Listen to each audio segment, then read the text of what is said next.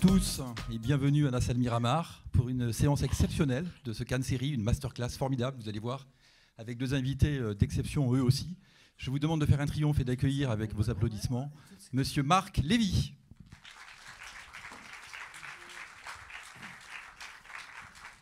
Je vous en prie Marc, asseyez-vous là. Accompagné aujourd'hui de Miguel Courtois, réalisateur de renom, que l'on applaudit aussi. Bonjour Miguel, asseyez-vous. Allez-y. Juste quelques petits mots d'introduction avant que de regarder la bande-annonce et le teaser de la série qui nous anime et qui justifie notre présence à tous aujourd'hui.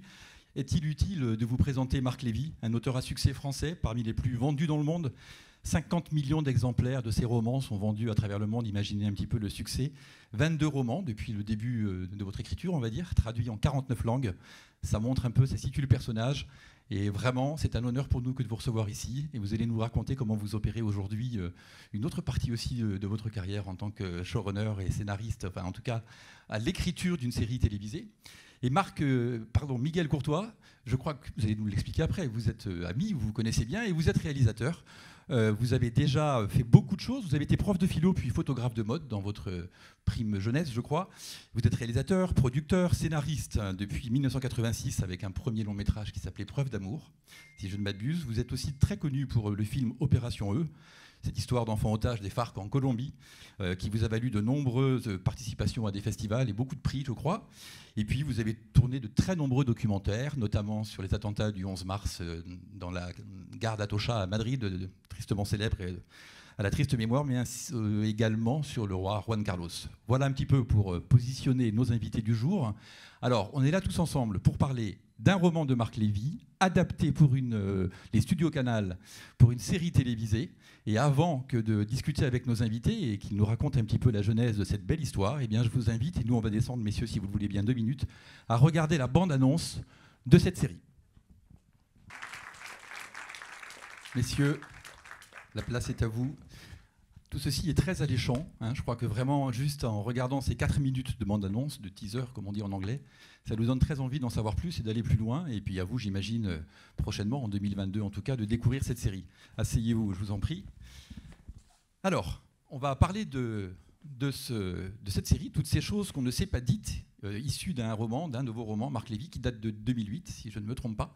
Dites-nous un petit peu, resituez-nous le contexte de l'écriture d'abord de ce roman et comment vous est venue l'idée de l'intrigue de ce roman à l'époque. Bonjour à tous. Alors peut-être faut monter juste. Voilà. Ouais. Allô ? Oui. C'est bon, ça marche. Non, donc bonjour, merci à tous d'être ici. L'idée, elle est née d'un moment que j'ai vécu avec ma mère dans sa voiture il y a une quinzaine d'années donc. Et en fait, donc on était en voiture tous les deux et moi j'étais au téléphone avec mon fils. À l'époque, j'étais un papa seul et à la fin de la conversation, ma mère conduisait et je dis à mon fils je t'aime et je serai à la maison dans 1 heure. Et puis la voiture redémarre et ma mère, le regard vraiment perdu dans le lointain, me dit mon père m'a jamais dit qu'il m'aimait. Et je me suis retourné vers ma mère et je lui ai dit qu'est-ce que tu as dit ? Et elle me dit mon père m'a jamais dit qu'il m'aimait. Et donc je lui ai demandé mais tu savais qu'il t'aimait ? Et elle m'a pas répondu, elle est restée silencieuse. Et ça m'avait beaucoup marqué parce que c'était pas la voix de ma mère qui avait parlé, c'était la voix de la petite fille qu'elle avait été, c'était la voix de la jeune femme qu'elle avait été. Et je me suis rendu compte, elle avait à l'époque une 60aine d'années, et je me suis rendu compte que ces cicatrices-là ne s'étaient jamais refermées. Et ces cicatrices, c'était celles des blessures des non-dits. Et parce que les non-dits conduisent à des non-vécus. Et puis dans ma vie de jeune homme, j'ai eu le privilège et la chance de travailler à la Croix-Rouge. Je travaillais dans une unité de désincarcération routière, des grands accidentés de la route. Donc on était assez confrontés dans notre quotidien, je dirais, à la fin brutale de vie. Et j'avais été très frappé à l'époque par quelque chose de commun qui hantait et qui vraiment hantait les derniers moments de la vie de beaucoup de gens qui se sont éteints devant nous et qui avaient toujours cette même préoccupation qui était de nous demander de dire à leurs proches qu'ils les aimaient. Et ça me marquait parce que je me disais c'est incroyable parce qu'on pourrait imaginer que lorsqu'on vit sa vie et que tout à coup la vie va s'arrêter brutalement, l'urgence serait de dire aux siens ce qu'on leur a jamais dit, par exemple les clés de la maison de campagne sont dans le tiroir de la cuisine, ou j'ai laissé le chéquier caché sous l'armoire. Et en fait, la chose qui paraîtrait être celle qu'on doit le plus partager dans le quotidien est celle qui appartient au monde des non-dits. Ça m'avait beaucoup marqué. Et c'est pour ça que j'ai eu envie d'écrire une histoire sur une seconde chance entre un père et sa fille, de se dire toutes les choses qu'ils ne se sont pas dites. Alors vous en avez en effet tiré un très beau roman, c'était pas le premier, et d'ailleurs vous avez adapté déjà plusieurs romans pour le cinéma ou les séries télévisées. Avant que de revenir à celui-ci, vous avez donc adapté Et si c'était vrai en 2005, avec Reese Witherspoon et Marc Ruffalo, Mes amis, mes amours en 2008 avec Vincent Lindon, Pascal Elbé, Virginie Ledoyen pour le cinéma. Et puis en série télévisée, Où es-tu, réalisé par Miguel d'ailleurs, avec Christiana Reali, Philippe Bass et Elsa Lunghini. Donc ce n'est pas une première ni pour l'un ni pour l'autre, mais qu'est-ce qui vous a amené cette fois-ci à adapter ce roman-là? Qui a eu l'idée de vous deux? Je ne me souviens plus du tout. Donc je vais laisser Miguel répondre. Non, en fait, l'idée, on avait l'idée de faire quelque chose ensemble. Je ne me souviens pas non plus. On savait qu'on avait très envie de refaire quelque chose ensemble, et puis depuis longtemps on en parlait. Et en dînant un soir, j'ai demandé à Marc, du coup, soyons concrets, quel bouquin est libre en ce moment, qu'est-ce que tu crois? Et il m'a dit, laisse-moi réfléchir, je te dis ça dans la semaine. Et dans la semaine, il m'a envoyé toutes ces choses qu'on ne s'est pas dites, en me demandant de le relire, parce qu'évidemment, je l'avais lu à l'époque. Et je l'ai relu, et je lui ai dit, oui, tu as raison, comme toujours, ça peut être une bonne série. Qu'est-ce qui vous a justement attrapé dans ce livre et qui vous a tout de suite fait répondre positivement à sa proposition sur ce livre-là? Parce que l'histoire est incroyable, l'histoire est universelle, l'histoire est absolument formidable. Je veux dire que c'est ce que vient de raconter Marc, mais c'est vrai que je crois pas que... je veux dire, tous les gens qui ont des enfants, et donc tous les enfants ont eu forcément des parents. Donc il y a un moment donné où moi j'ai 4 enfants, et depuis que j'ai fait la série, je me pose la question toujours de savoir si j'ai bien dit tout ce que j'avais à leur dire. Parce que comme je ne compte pas revenir sous forme d'Android, je veux être sûr que le boulot est fait, quoi. Et donc c'est vrai que c'est un livre incroyable de ce point de vue-là. Après, en plus, le talent de Marc, qui est plus à prouver, c'est que c'est en plus extrêmement romanesque. C'est raconté d'une façon qui est extrêmement romanesque. Et puis là, qui nous fait voyager, c'est un voyage intérieur, donc il y a tous les éléments qu'on adore. Quoi. On va revenir là-dessus après. Marc Lévy, vous vous impliquez cette fois-ci dans la réalisation, dans l'écriture de cette série. Je crois que c'est la première fois. Après tout, vous auriez pu vous contenter de céder les droits du roman tout simplement et d'être spectateur de cette aventure. Pourquoi cette implication très forte cette fois-ci? Vous êtes aussi producteur, je crois, de la série, entre autres. Mais parce qu'en fait, pour être très honnête, la première motivation à faire cette série, c'était de passer du temps ensemble. Parce que ce que Miguel vous a pas dit, c'est que le début de la conversation, c'était pas du tout qu'est-ce qu'on pourrait adapter. Vous voyez, vos souvenirs reviennent finalement. Ah non, parce que ça, pourquoi on a fait une série, ça je me souviens très bien. Pourquoi celui-là, ça j'avais oublié. Mais en fait, le vrai truc, c'est que on se plaignait tous les deux, parce qu'on est amis depuis 163 ans, et on se plaignait tous les deux de ne pas passer assez de temps ensemble.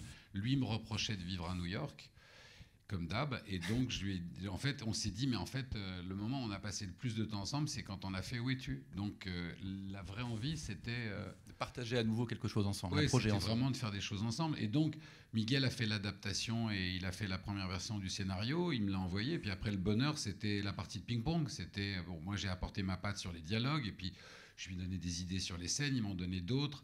Il apportait tout son métier, tout son savoir-faire de metteur en scène. Et en fait, c'était le bonheur de faire les choses ensemble. Et quand Studio Canal m'a demandé d'être showrunner, je n'étais pas sûr de savoir ce que ça voulait dire. Mais showrunner, c'est celui qui écrit et scénarise, c'est ça? Non, on traduit ça comme même pas. Alors allez-y, expliquez-nous clairement. Compris, je vous dirai après. Mais au début, en fait, encore une fois, pour être très honnête, ils m'ont dit non, on voudrait que vous soyez showrunner. Et j'ai dit oui. Et alors la personne m'a dit mais ce qui est important, c'est que vous comprenez que vous devrez être tous les jours sur le tournage. Et je dis oui, alors d'accord.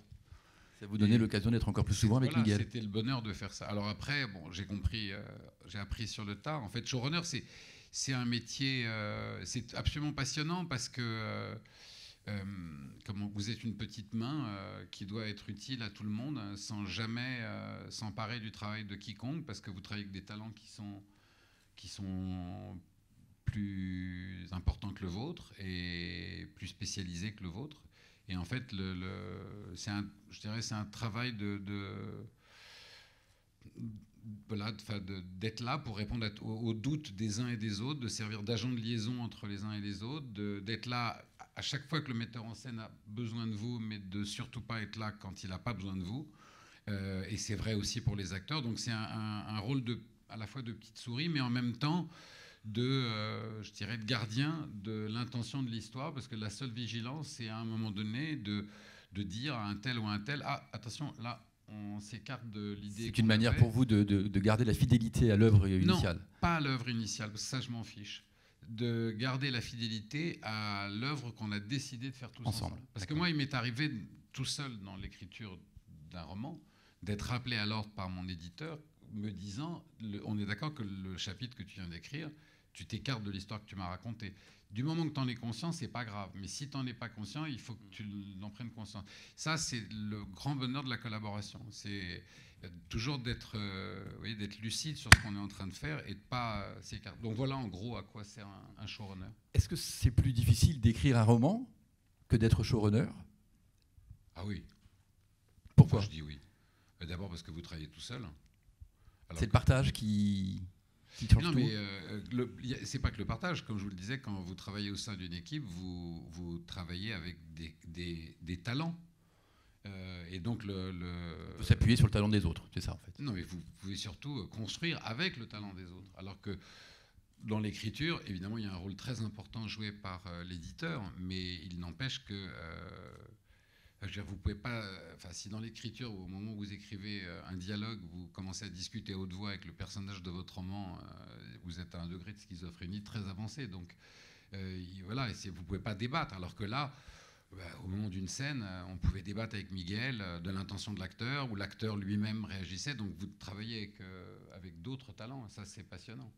Et alors justement, sur le choix des scènes, d'abord sur l'intrigue du livre, vous l'avez expliqué, et la genèse de ce roman, qui est très riche, où il se passe plein de choses, dans plein d'endroits différents, à plein d'époques différentes, c'est ce qui fait vraiment la richesse de l'œuvre, et de ce qu'on vient de voir. J'imagine qu'on le retrouve parfaitement à l'écran, mais peut-être avez-vous dû renoncer à certaines scènes? D'abord oui, est-ce le cas? Et si oui, comment est-ce que vous choisissez ensemble ce que vous gardez, ce que vous ne gardez pas? Expliquez-nous un petit peu le back-office d'une telle série par rapport à une œuvre littéraire. Ça, c'est le talent du metteur en scène. Non, mais moi, quand j'ai écrit le scénario, j'étais la première version du scénario. On s'était clairement dit qu'on voulait faire une adaptation déjà qui se passe en Europe, alors que le roman se passait aux États-Unis et au Canada. Et puis après, moi, j'ai quand même fait pas mal de films, donc j'avais un peu d'expérience pour savoir les difficultés qu'allait surgir à faire une production qui se tourne dans beaucoup de pays d'Europe. En plus, on était en temps de Covid déjà. Et donc, on est conscient de ça. On a écrit aussi un scénario qu'on savait qui pourrait se faire, quoi, qui n'était pas un truc... c'était pas la guerre des étoiles, quand même. Mais malgré tout, on a eu après pas mal de choses à régler, entre les problèmes de Covid, de repérage, de nombre de pays. Enfin, c'était particulièrement compliqué de tourner cette série, avec l'ambition qu'elle avait, qui était de faire voyager le spectateur dans toute l'Europe. Et on y est arrivé, et ça, c'était quand même... c'est formidable. Mais vous n'avez pas répondu à ma question. Est-ce que vous avez dû renoncer à certaines scènes spécifiques? Par exemple, si c'est le cas, donnez-nous un exemple. Ou qu'est-ce qui, non, qu'est-ce qui vous a contraint? On a renoncé à rien, puisqu'on avait adapté avant et qu'on était d'accord. Mais je pense que on est très fidèle au roman. Enfin, on est très fidèle à l'histoire et au livre, qui est suffisamment formidable pour qu'on s'en détache pas trop, quoi. Et donc, en fait, l'adaptation, c'était surtout d'adapter les 6 jours à un format européen. Alors d'abord, pourquoi l'Europe? Justement, vous l'avez dit, le roman se passe plutôt aux États-Unis, au Canada. Parce que c'était plus près de chez moi et que je me suis dit c'était plus sympa que d'aller là-bas chez Marc. Ça, c'est une petite vengeance personnelle, c'est ça? Non, mais parce qu'en termes de faisabilité, dans le roman, Julia et Anthony vivent à New York, et puis la première escale de leur voyage, là où elle va découvrir le portrait, c'est à Montréal. Et finalement, en étudiant la faisabilité du projet, ces lieux n'apportaient pas une dimension supplémentaire à l'histoire. Vous avez, enfin, La Belle au Bois dormant, si vous enlevez le château, c'est un gros problème. Non, mais c'est vrai, c'est un gros problème. C'est-à-dire que, donc vous avez des histoires dans lesquelles les lieux sont absolument partie intégrante de l'histoire. Dans les deux versions, livre et cinéma, le voyage arrive à Berlin, parce que toute l'intrigue se situe au moment de la chute du mur de Berlin. Donc là, si on nous avait dit bah non, c'est pas possible, bah on aurait dit bon, bah on le fait pas, dans la mesure où bah, si vous n'avez pas le mur de Berlin, vous n'avez pas d'histoire. En revanche, transposer la genèse du voyage de Paris à Montréal pour la transposer à Paris, à Bruges, ça fonctionnait très bien, parce que quand on regardait les éléments structurants de l'histoire, il n'y avait pas de différence majeure. Et d'ailleurs, on a même gagné une chose qui n'est pas dans le roman et qui est dans la série, et qui est un plus énorme. C'est que dans la série, dans le roman, Julia, elle est américaine, et il n'est jamais dit que sa mère est une Est-allemande qui a risqué sa vie pour fuir la RDA avant la chute du mur. Et ça, c'est une invention qui nous a été apportée grâce au processus créatif et grâce à la collaboration d'Alexandra Maria, et qui justifie son petit accent. Et en fait, cette dimension-là a apporté plein de choses dans la série qui ne sont pas dans le livre. Comme quoi, vous voyez, une adaptation peut enrichir. Oui, ça n'est pas nécessairement une réduction, ça peut être au contraire une augmentation de l'intention originale. Miguel, est-ce que pour un réalisateur, c'est plus facile, vous l'avez un petit peu abordé, mais de prendre quelques libertés avec l'histoire, enfin des libertés, ou en tout cas de réadapter différemment, que de se tenir le plus fidèle possible à l'œuvre? Vous, votre œil de réalisateur par rapport à ça? Moi, en fait, je me suis pas posé cette question sur ce projet. D'abord parce que, en fait, j'étais avec Marc, donc j'avais en permanence la caution de pas m'éloigner Enfin, si j'étais parti en vrille en faisant n'importe quoi, il aurait été là pour me le rappeler. Donc, en fait, ce problème, je l'ai pas eu du tout. Et j'avoue que le grand privilège de cette aventure, qui est très particulier aussi dans ma carrière, parce que moi, quand on est metteur en scène, Marc disait tout à l'heure, quand on est écrivain, on est tout seul. Mais dans le fond, même si on est extrêmement entouré, quand on est metteur en scène, on est tout seul aussi. C'est-à-dire qu'à un moment donné, vous prenez seul des décisions, et c'est vous qui influez cette espèce d'énergie qu'il faut pour sortir une histoire et un film. Et dans le fond, c'est votre vision et votre unique vision. Et là, j'avoue que tout d'un coup, de travailler aussi avec Marc, qui était avec moi en permanence, c'était un binôme total, quoi, pendant toute. Ouais, parce que jamais il a été interférent dans ce qui est mon travail, et il n'aurait pas, c'était pas son rôle. Mais en revanche, j'étais très gâté parce que j'avais l'auteur du livre et l'adaptateur du scénario, des dialogues, avec moi toute la journée. Et donc, avec sa bienveillance, il pouvait aussi me sauver des coups. C'est-à-dire que quand on est réalisateur, on est parfois accaparé par plein de problèmes de logistique, de pluie, d'horaires, d'avions qui ne sont pas arrivés, d'autorisations qu'on a perdues pour tourner. Enfin, c'est un truc un peu compliqué. Et ça peut, tout d'un coup, il peut nous arriver que sur des choses qu'on zappe quelque chose de fondamental. Et là, j'avoue que moi, je me suis habitué à être maintenant avec Marc, qui me dit non, tu devrais peut-être penser à ça, ou tu devrais peut-être dire à ton actrice de faire ça, ou tu devrais peut-être dire à ton acteur de pourquoi il joue comme ça, t'es sûr que c'est bien? Et ça, c'est génial, parce que c'est un privilège, c'est-à-dire qu'on a, en fait, on fait la mise en scène, mais on a quelqu'un qui vous fait qui vous aide vraiment beaucoup derrière. Et c'est très très agréable. Et donc moi je vais plus faire que ça, des films les deux. Vous avez compris, Marc, dorénavant il ne travaille plus avec vous. Miguel, quels sont les ingrédients pour alors si on se détache de cette adaptation, mais pour vous, les ingrédients d'une série réussie? Je parle bien d'une série, pas d'un film. Qu'est-ce qu'il faut pour qu'une série soit bonne, selon l'œil, là encore, du réalisateur? C'est très compliqué à répondre, parce que ça sous-entendrait que ce que je vais vous dire, c'est extrêmement prétentieux sur le travail qu'on a fait. Moi, ce que je pense, c'est qu'une série réussie, c'est une série qui vous embarque, évidemment, une série où il y a une plus-value d'image, où tout d'un coup ça vous fait rêver, vous n'êtes pas dans quelque chose de cheap, de triste, de pauvre. Donc là, on est vraiment, c'est un vrai voyage aussi bien, encore une fois, humain, intérieur, mais aussi visuel. Et je pense qu'il y a des plans qui peuvent faire rêver les gens. C'est fluide. C'est une histoire qui est fluide.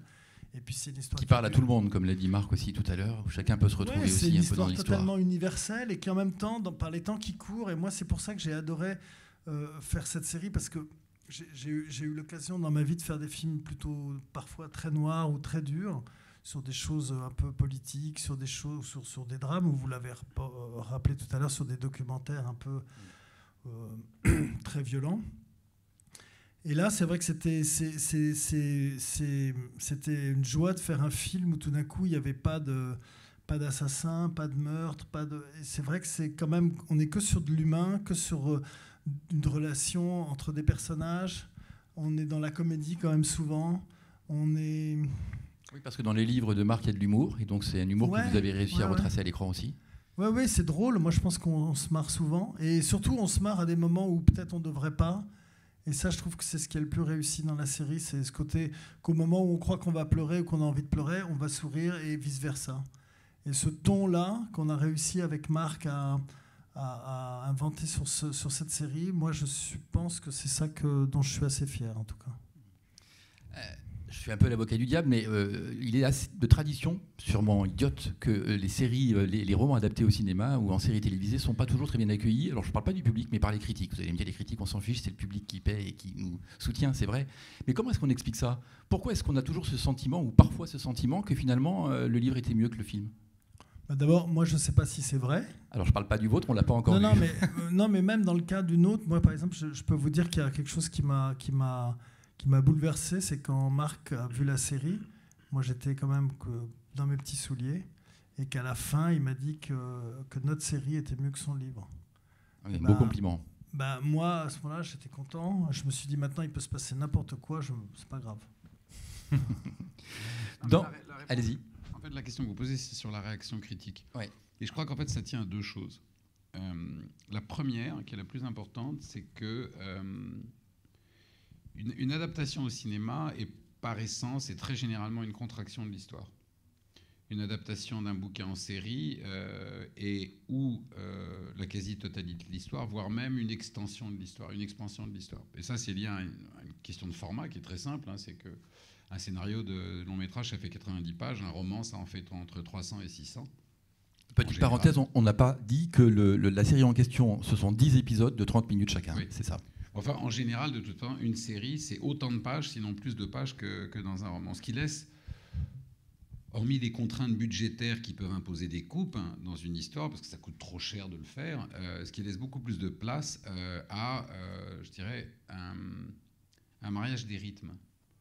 Très souvent, les gens qui ont lu un livre et les critiques qui ont lu des livres, ils ont perçu une histoire à un certain rythme, et évidemment, le rythme imposé par le fait de passer de 6 heures de lecture à 1h30 de film n'est pas du tout le même impact que le fait de passer de 6 heures de lecture à 3 heures, 4 heures, 5 heures ou 6 heures de série.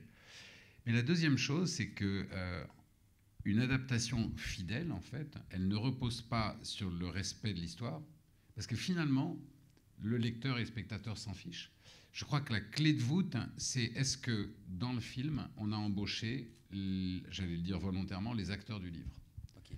Si vous retrouvez dans une adaptation les personnages avec lesquels vous avez vécu dans le roman, alors, même s'il y a une digression dans l'histoire, de toute façon, vous êtes avec eux. Parce que pour moi, la réponse à la question que vous avez posée à Miguel sur qu'est-ce qui fait qu'un livre est entre guillemets réussi, tant et si bien qu'il y a une définition de la réussite, ou une série est réussie. Pour moi, une série réussie, c'est une série où, quand vous avez terminé la série, les personnages restent avec vous. On les oublie pas, ils nous impriment, on les imprime. Et vous voyez, je pourrais prendre des séries cultes, mais les personnages de Friends, vous voyez, même si vous n'avez pas pu, vous voyez, vous n'avez pas vu Friends depuis un épisode de Friends depuis 10 ans, ils sont toujours là. Et il y a comme ça des séries et des films dans votre vie et des livres où vous restez toujours avec les personnages. C'est d'ailleurs pas pour rien que certaines séries sont réadaptées ensuite pour en faire des films, parce que les personnages sont tellement imprégnés dans l'imaginaire de tout le monde. Pour Friends, en tout cas, ça a été le cas. Il y a beaucoup de feedback, on l'a dit, dans votre livre et donc dans la série, et notamment beaucoup de retours à Berlin. Alors donc à un espace-temps qui n'est plus le même. Est-ce que ça c'est difficile pour un réalisateur à mettre en scène, à réaliser? C'est pas nécessairement difficile, mais c'est particulier. Il faut faire attention. Il y a des contraintes dont on peut pas se passer. Par exemple, dites-nous un petit peu comment ça se passe. La déco, les fringues, le look. Même l'âge des personnages, j'imagine aussi jouer sur... Enfin, il y a une continuité, donc c'est un travail assez technique, assez complexe. Après, moi, nous, on a sur cette série en plus travaillé sur la lumière des époques pour que chaque époque soit sans être très clairement différente et un petit ton et on s'en rend compte dans la l'époque.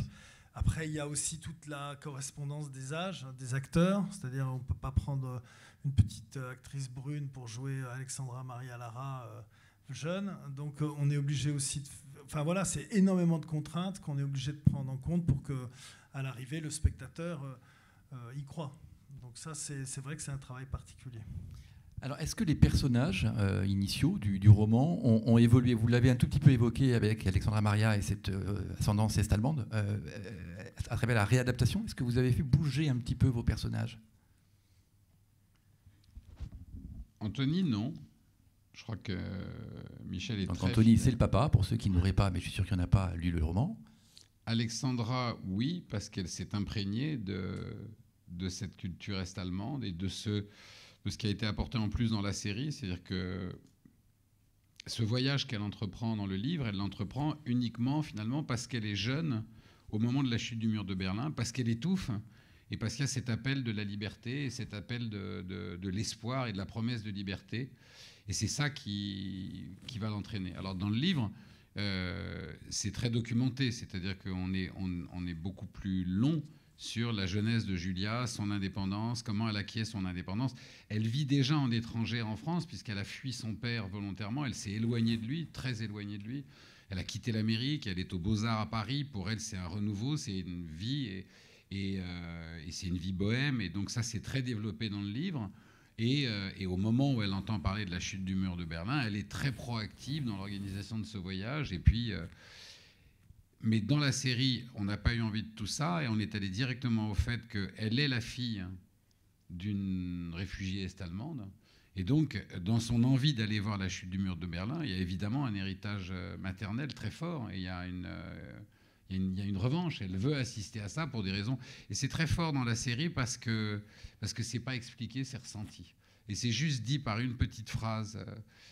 où quand ils sont dans la voiture et que les jeunes roulent vers Berlin, il y a un de ses copains qui lui dit « Est-ce que ça te fait quelque chose ?» Et elle répond avec une grande pudeur, mais qui est très émouvante. Elle dit « Oui, ça me fait quelque chose. » Et là, il y a tout ce manque de la mère qu'on entend et qu'on ressent, parce que sa maman n'est plus. Et il y a toute cette... Et d'ailleurs, c'est repris un peu plus tard, parce qu'à un moment, dans une autre scène... le père, Michel, qui veut se justifier du fait d'être allé la rechercher là-bas et de l'avoir ramenée de force à Paris, va lui dire comme ça, dans un moment de colère, mais t'es parti voir la chute du mur de Berlin juste pour m'emmerder ou parce que ta mère avait risqué sa peau en fuyant, en passant de l'autre côté? Et donc, on voit qu'il y a toute une intrigue familiale qui n'a pas besoin d'être explicitée, mais qui est un nœud très fort du personnage. Donc oui, le personnage de Julia est peut-être encore plus dense. Et plus riche dans la série qu'il ne l'est dans le livre. Alors parlons justement plus complexe, oui, Miguel. En tout cas plus complexe, plus intéressant. Plus sombre? Non, mais plus intéressant parce que l'identité que raconte la série, c'est vrai, sur ce personnage, ça prend une dimension qui est vraiment intéressante. Alors parlons du casting, justement, si vous le voulez bien, un casting exceptionnel. Hein, on les a vus à l'écran. Jean Reno qui joue le rôle d'Anthony, Alexandra Maria Lara qui joue le rôle de Julia. Pourquoi? Comment s'est fait le rapprochement avec eux? Qu'est-ce qui vous a incité à les solliciter? Et d'abord, comment on choisit ces personnages?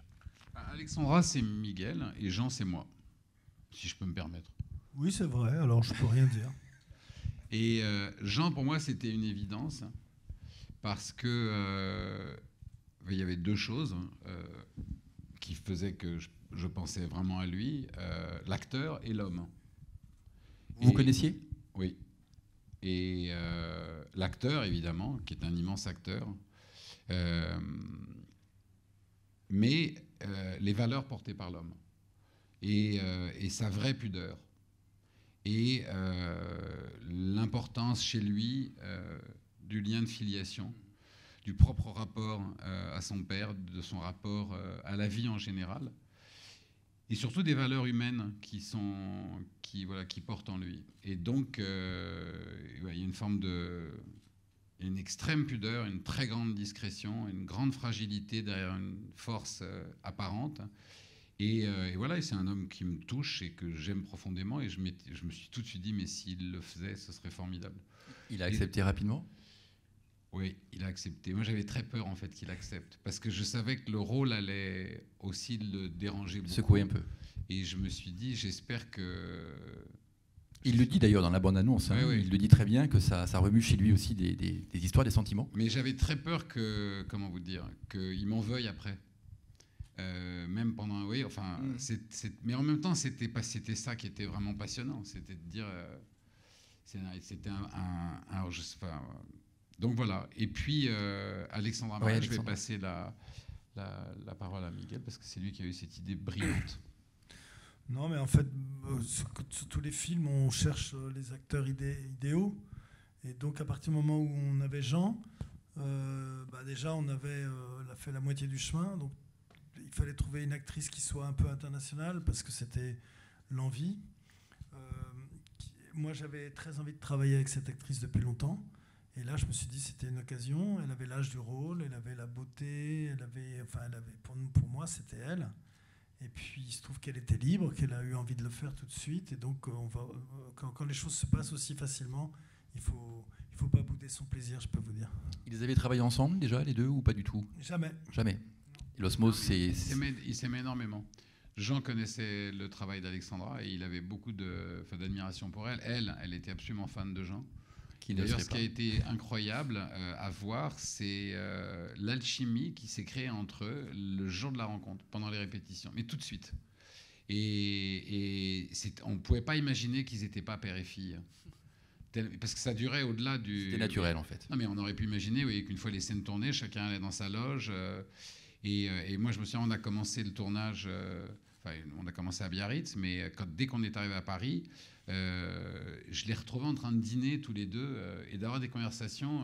J'avais presque envie de leur dire, vous savez que vous êtes acteurs tous les deux et que vous n'êtes pas du tout père et fille. Mais c'était tout juste si Jean lui disait pas tiens-toi bien à table, oui.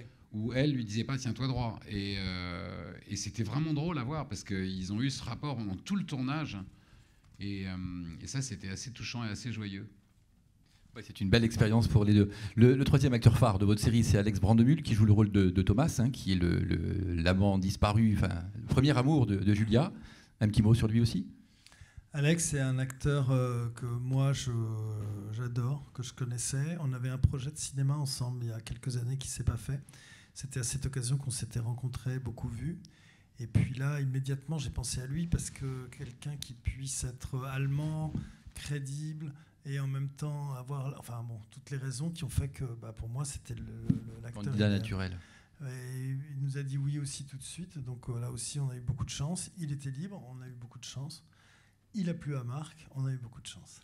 Pourquoi Marc est très très difficile ? Non, mais c'est vrai que sur ce projet, normalement un metteur en scène il fait des propositions à ses producteurs et puis on va dire que c'est un consensus en tout cas sur les rôles importants. Après le metteur en scène, en tout cas moi je choisis les gens avec qui j'ai envie de travailler. Mais sur cette série particulièrement, j'aurais pas fait un cast contre Marc, en aucun cas. C'est-à-dire que si tout d'un coup j'avais senti qu'il me disait oui si tu le sens comme ça, mais moi j'aurais pas pris parce que encore une fois il insufflait aussi sur cette série l'âme de l'auteur qu'il a été sur cette aventure il y a des années. Et donc je pense que c'était très important qu'il soit heureux et qu'il soit enthousiaste. Voilà. Visiblement, il l'est, rien qu'à l'entendre en parler. Marc, vous faites peu ou pas de description très précise de vos personnages dans vos romans. Et vous expliquez d'ailleurs, j'ai lu une de vos interviews en disant que vous laissez au lecteur le droit de les imaginer. Est-ce que quand on en fait une adaptation au cinéma ou en série télévisée, le personnage devient réel ? On le voit, il a un physique, il a des contours. Ça vous gêne ça ou pas finalement ? Cette part de mystère qui disparaît un peu ? Non, ça ne me gêne pas du tout. Après, le vrai challenge, quand je vous disais que l'adaptation fidèle, c'est celle où on reconnaît les personnages du roman dans le film, la question n'est pas de les reconnaître physiquement, c'est de les reconnaître humainement. Et ça, c'est très subtil. Et vous voyez, dans le choix des acteurs, il y a chez Alexandra Maria... toute l'humanité, au sens large du terme, je ne parle pas de jugement de valeur sur la grande humanité, mais il y a toutes les valeurs humaines de l'héroïne du roman. C'est-à-dire, il y a son indépendance, sa rébellion, sa fragilité, son charme, sa façon de se contredire elle-même, ses doutes, et en même temps son envie d'avancer. Et quand Alexandra est capable, dans une même scène, de débiter une tirade à la mitraillette, et puis de bégayer sur 3 mots parce qu'elle est saisie par l'émotion, de rire, de pleurer, quand elle est capable, alors que son père vient de lui dire une chose extrêmement émouvante, de cacher ses larmes par un petit rire qui est absolument naturel, et puis avec en même temps cette espèce de lumière, elle rayonne, elle a une présence, elle a une vraie présence. Et j'ai toujours eu dans mes romans employé des femmes fortes. Quand je dis des femmes fortes, c'est pas, vous comprenez ce que je veux dire par là, c'est-à-dire des femmes qui se la laissent pas raconter, parce que c'est des femmes qui me fascinent. Et Alexandra, elle est comme ça. Elle est forte, et en même temps, parce que la subtilité des femmes fortes dans mes romans, c'est qu'elles sont fortes, mais elles sont pas agressives. Elles sont pas dans l'agression, elles sont pas dans le combat, elles sont dans l'affirmation, dans le besoin d'exister, dans l'envie d'exister coûte que coûte. Et il y a ça chez Alexandra, et c'est pareil pour Jean. Jean, quand il arrive, il y a vraiment une présence qui est extrêmement forte. Et donc, ce qui est intéressant, c'est pas de remontrer cette présence qu'on connaît. Oui, quand Léon arrive, on n'a pas envie de lui dire, là, c'est son défait, vous voyez. Même si c'est vrai. Mais ce qui est passionnant, c'est quand on voit l'œil de Jean qui se met à briller parce qu'il a dit quelque chose qui l'a profondément touché et que ça fait écho. Donc, c'est là, en fait, le vrai mot, c'est l'incarnation. Voilà. Ils ont incarné les personnages, l'âme des personnages du roman. Donc, voilà. Pour vous, c'est la relation père-fille idéale, telle que chaque père devrait la souhaiter ou a pu la vivre. Qu'est-ce que ça dit de la relation père-fille, ce roman, cette série ?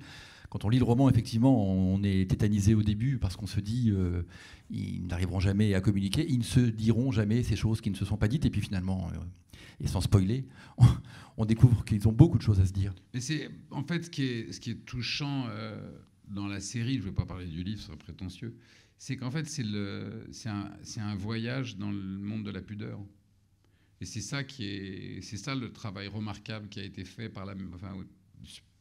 au niveau de la mise en scène et au niveau du jeu des acteurs. C'est cet incroyable voyage dans les couloirs de la pudeur qui vont les amener tous les deux finalement à se dire les choses.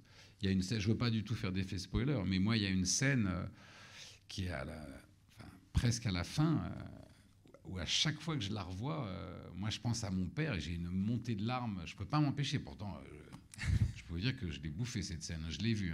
Mais à chaque fois que je la revois, il y a un truc entre les deux, et donc je ne dirai rien pour ne pas vous spoiler la scène, mais il y a un geste que Jean a, il y a une phrase qu'il dit, il y a une situation, mais à chaque fois que je vois ça, je me dis, qu'est-ce que mon père me manque ? Et hop, vous savez, ça monte, et puis bon, ça s'arrête, parce qu'au bout de la première fois, ça ne s'est pas arrêté, mais au bout de la 15e vision, mais à chaque fois, c'est présent, et donc, ça veut dire que c'est là, ça veut dire qu'ils ont rendu ça... Ouais, Miguel, c'est ça aussi la réussite en fait d'une série. On parlait des ingrédients de la réussite d'une série, c'est d'arriver à ce que le spectateur s'identifie aussi aux scènes et lui arracher du rire, des larmes, en tout cas de l'émotion. Oui, c'est le principe. Ce que j'espère, c'est que là, ce que je crois, c'est qu'on avait toute la palette. Ce que je vous disais tout à l'heure, c'est-à-dire que c'est rare d'avoir un sujet qui vous permette de faire pleurer et rire dans les 5 minutes. C'est assez rare. Et là, vraiment, on a ça. Alors, c'est à la fois une histoire père-fille, c'est à la fois une très belle histoire d'amour, c'est aussi un magnifique voyage en Europe. Qu'est-ce qui prend le pas l'un sur l'autre ? Est-ce que vous avez oscillé à un moment donné à l'écriture puis à la réalisation sur qu'est-ce qu'on met en avant, ou finalement vous avez réussi l'alchimie parfaite sur ces trois... Non, tout est imbriqué en permanence. Voilà. C'est ça qui fait la singularité de ce projet, c'est que c'est un mélo, c'est une comédie, c'est un film d'aventure, c'est une enquête, c'est un film sur des émotions, et c'est un film, c'est une série qui raconte quelque chose de très puissant et de très profond. Et c'est tout en même temps. Et c'est ça, moi je me suis par exemple, les curseurs, pour moi, la mise en scène c'était compliqué parce qu'on aurait pu se dire, je vais trop dans l'aventure, je vais trop dans l'action, je vais trop dans l'humour. Non, non, en fait ce qui donne le ton de cette série, c'est que tout est mélangé en permanence et que c'est ça qui fait le ton de la série. Et puis il y a cet événement de notre histoire contemporaine avec la chute du mur en 89. C'est un élément extrêmement important du roman et évidemment de la série. Ça enrichit. Comment est-ce qu'on justifie ça, on qualifie ça? Moi, je trouve que rien qu'à voir les images et après avoir lu le roman, franchement, s'il n'y avait pas ça, il n'y aurait pas de roman, j'ai envie de dire. Comment est-ce qu'on arrive à introduire un élément comme ça? Est-ce que d'abord, pour vous, dans l'écriture du roman, c'était fondamental? Et puis pour vous, ensuite, à l'adaptation et à la réalisation, je pense qu'on n'en a vu que 4 minutes, mais j'imagine que c'est un moment fort de la série. C'est un moment crucial puisque c'est là que tout s'articule. Hein. Donc c'est la structure même de toutes les histoires qui est dans cette histoire-là. Donc symboliquement, elle est très forte. Et puis après, c'est aussi un film sur l'histoire dans l'histoire. Et donc c'était important que ce moment-là soit très authentique, très réaliste. Et c'est pour ça qu'on l'a traité comme ça. Ouais, c'est le nœud gordien de l'histoire. C'est-à-dire que c'est le moment où tous les destins vont se mêler. Et se démêler et s'en mêler. Mais ce qui est important, c'est que c'est un moment dans l'histoire contemporaine qui est un moment qui a marqué toute une génération, mais surtout, c'est un moment, je crois, charnière, intergénérationnel. Pourquoi? Parce que la chute du mur de Berlin, je vois qu'il y a des jeunes dans la salle, et je sais que vous n'avez aucune idée de ce que c'est que la chute du mur de Berlin. Et malheureusement, on ne vous apprend pas ça. Et c'est très important que vous sachiez ce que c'est, parce qu'il faut que vous compreniez qu'à quelques kilomètres d'ici, il n'y a pas si longtemps que ça, un peuple était séparé par un mur. Et ceux qui vivaient d'un côté du mur n'avaient absolument pas le droit de parler, de voir ou de visiter ceux qui visitaient de l'autre côté du mur. Sauf que ce mur a été érigé en quelques jours, et que donc des dizaines de milliers de familles ont été séparées du jour au lendemain sans avoir plus jamais le droit de se voir. Des pères et des mères, des maris et des femmes, des parents et des enfants, vous voyez, qui étaient séparés. Alors la vie en Allemagne de l'Est était une vie sous un régime totalitaire, très surveillée par le gouvernement, où on n'avait pas le droit d'exprimer ses opinions. Et puis la vie à l'Ouest, c'était une vie qui était à peu près comparable à celle que vous avez aujourd'hui. Beaucoup de gens qui se sont retrouvés enfermés du mauvais côté du mur ont essayé de passer du côté ouest, et ils payaient ça de leur vie. Parce que si on vous surprenait en train d'essayer de passer le mur, on vous tirait dessus à bout portant, vous étiez abattu. Et ça, c'était au cœur de l'Europe, parce que ça se passait notamment à Berlin, c'était au cœur de l'Europe. Et ce mur de Berlin a symbolisé pour toutes les générations qui ont survécu à la guerre et qui ont suivi à la guerre, la frontière entre deux mondes. Et au moment de la chute du mur, il y a des images symboliques qui ont fait le tour du monde et qui ont bouleversé ma génération, dont une que vous verrez peut-être un jour dans votre vie, qui est celle d'un très grand violoncelliste qui s'appelle Rostropovitch, et qui joue du violoncelle au moment de la chute du mur. Et ce qu'on ne vous raconte pas aujourd'hui, c'est que la vraie fin de la Deuxième Guerre mondiale, elle a eu lieu en novembre 89, au moment de la chute du mur. Parce que c'est la fin de la guerre froide, et que à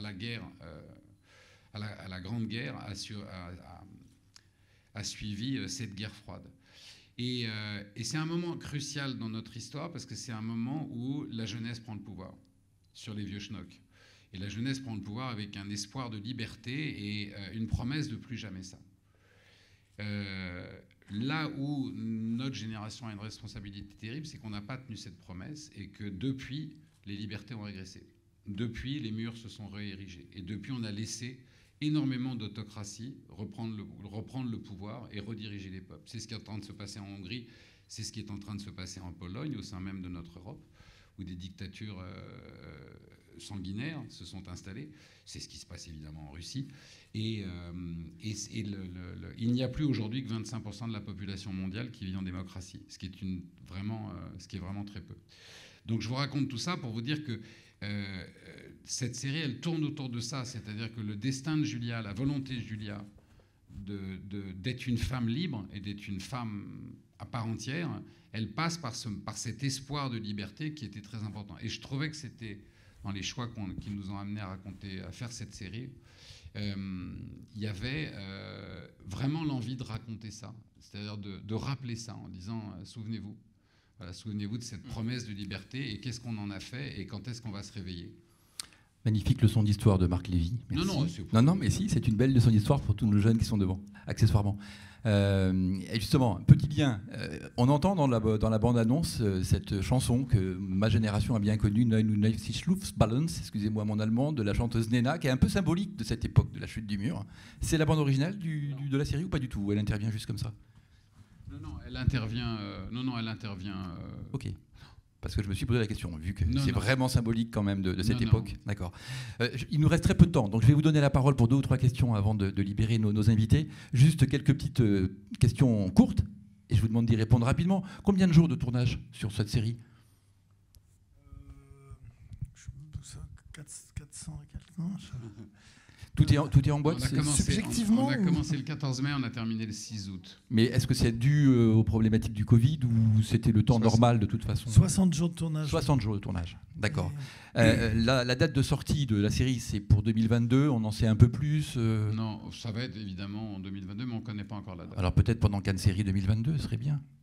Je ne peux pas vous dire ça, franchement, ce n'est pas nous qui décidons. Je vois que mademoiselle, la petite jeune fille, a une question. Oui, allez-y mademoiselle. Est-ce que c'était pas trop chiant d'être auteur au bout d'un moment? La vérité sort toujours de la bouche des enfants. Non. Alors, je vais te répondre à ta question. Quand j'avais ton âge et que j'étais à l'école, j'avais des mauvais bulletins et il y avait toujours écrit « élève rêveur, ce serait bien si de temps en temps, il était en classe physiquement et intellectuellement ». Et donc, j'avais beaucoup de sanctions. Et tu vois, de ces rêves-là, j'en ai fait un métier. Donc, c'est une belle revanche. Non, ça n'est jamais... Parfois, c'est pénible, mais chiant, jamais. Qui a une autre question à poser? Le jeune homme et mademoiselle et... Les micros vont arriver. Comment vous vous êtes rencontrés, vous deux? Nous deux? Oui. Ah, c'est très simple. Je lui ai présenté... Non, à l'époque, il y a 163 ans, je suis sorti avec une de ses meilleures amies et après, je lui ai présenté son ex-femme. Ah ouais. Mais ça, c'est une histoire de roman, ça. Qu'est-ce que vous attendez pour l'écrire? C'est vrai, non? C'est vrai, voilà. C'est exactement ça. Bah oui. Mais tu vois, ça fait 100 ans que ça dure. Une autre question?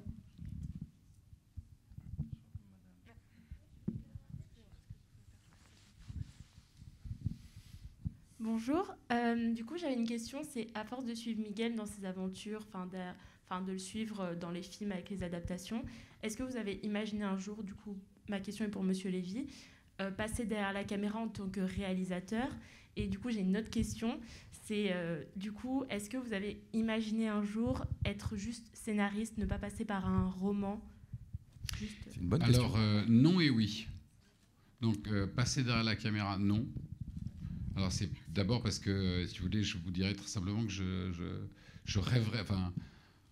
rêverais de piloter un 747, mais même si on me disait tiens vas-y, je le ferais pas parce que ça ferait beaucoup de morts. Donc il y a quand même il y a des métiers qui s'improvisent pas, vous voyez, et qui demandent du métier, du talent. Miguel, il est pas devenu metteur en scène du jour au lendemain, et donc non. Écrire que des scénarios, oui, ça sans aucun problème, vraiment. Parce que ça, au contraire, c'est d'ailleurs, je dirais que c'est presque plus, je me sentirais presque plus libre d'écrire une histoire originale et de ne pas avoir justement les contraintes d'adaptation. Allez-y. Oui, bonjour, merci à vous, c'était très intéressant, très informatif. Merci également à vous pour la modération, vous avez posé des questions très intéressantes. Je suis moi-même auteur et réalisateur, donc j'ai appris beaucoup de vos réponses à vous deux. J'ai 2 petites questions que je voulais vous poser. La première, c'est, vous parliez tout à l'heure de la différence entre l'adaptation d'un roman en film ou en série. Pour ce cas particulier, est-ce que c'était évident pour vous de faire une série? Donc c'est peut-être une question pour vous deux, plutôt qu'un film. Et la deuxième question que je vais vous poser, j'ai également vécu à New York, donc la ville dans laquelle vous habitez, qui est une ville que je connais bien. Et alors j'ai compris que vous aviez plus travaillé, vous étiez plus impliqué dans l'adaptation de ce projet. Mais pour vos projets précédents qui ont été adaptés notamment aux États-Unis, est-ce que vous pouvez rapidement nous parler de la différence dans le travail de l'adaptation d'un projet en Amérique ou en Europe? Je vais être très bref. Mon premier roman a été adapté par DreamWorks et par Spielberg.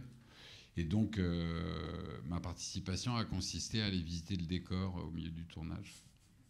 Et après, j'ai pu parler un petit peu avec Mark Ruffalo, très sympathique.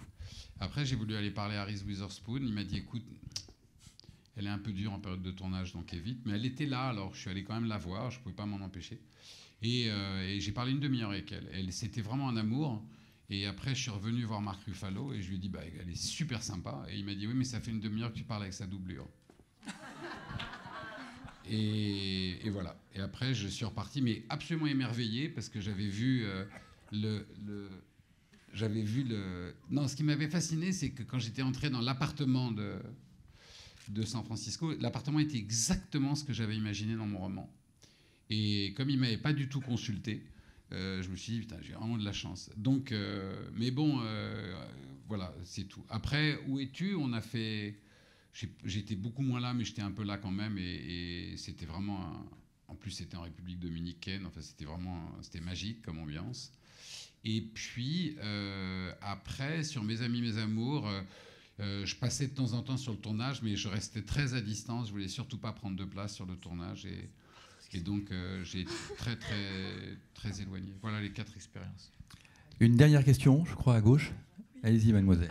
Bonjour. En fait, c'était pour vous demander comment on peut trouver l'inspiration pour pouvoir écrire des scénarios, enfin, des choses comme ça. Ouais, c'est une question qu'il faudrait peut-être plus poser. Tu veux répondre toi à ça ? Moi, j'ai assez peu écrit parce que j'ai beaucoup réalisé. Et donc, j'ai assez peu de... Il me reste assez peu de temps pour écrire. En plus, pendant des années, j'étais producteur, donc ça me prenait encore beaucoup de temps. Et donc, c'est vrai que je pense que je ne suis pas la meilleure personne pour répondre à ta question. En revanche, Marc... Il est feignant. Ça s'appelle Passe à ton voisin, ça. Hein ? Oui. En fait, l'inspiration... contrairement à ce qu'on peut imaginer, c'est le fruit du travail. Et c'est pas autrement.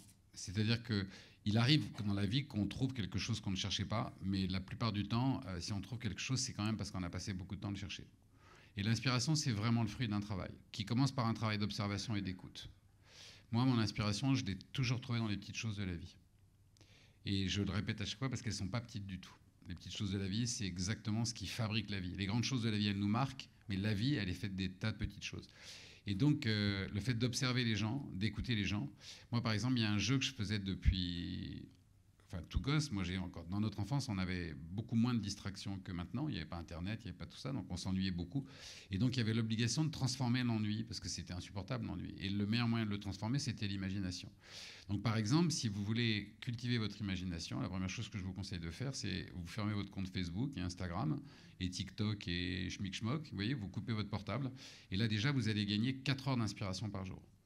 Mais c'est vraiment quelque chose de très important, parce qu'il ne faut pas oublier que les réseaux sociaux dans lesquels on vit aujourd'hui, leur vocation, c'est de capter votre cerveau pour vous vendre de la pub. C'est juste ça. Et donc, à partir du moment où il y a le mot « capter votre cerveau », c'est-à-dire que votre cerveau, il est plus libre de penser par lui-même. D'ailleurs, je ne vous raconte pas d'histoire, il y a quand même un mot-clé, c'est le mot d'influenceur. Et si vous êtes sous influence, vous êtes plus libre de penser, de travailler, de réfléchir par vous-même. Donc, le grand ennemi de la création, c'est ça. C'est-à-dire que vous allez être tout le temps dans la copie, L'inspiration, il faut aller la chercher en vous, dans ce que vous ressentez par rapport aux choses. Mais pour les ressentir, les choses, il faut les regarder, il faut les apprécier ou les détester, il faut les écouter.